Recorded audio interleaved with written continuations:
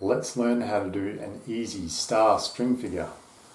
To do this string figure you need a small loop of string for it to look good, and we're going to put the string over our thumb and little finger and then do opening A. It should look like that. And we're going to take our thumbs and put them over the near pointer finger string and under the far pointer finger string and collect it and bring it back.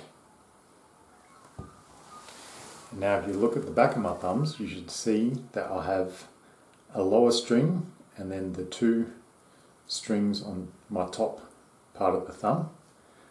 I want to bring my thumbs through that lower loop, just like that, and then drop my pinkies and you get cup and saucer. Now if I rotate cup and saucer this way, you should see that you can open up a gap down the bottom. So take that top string and put your pinkies in there. It should look like that. Now drop your thumbs.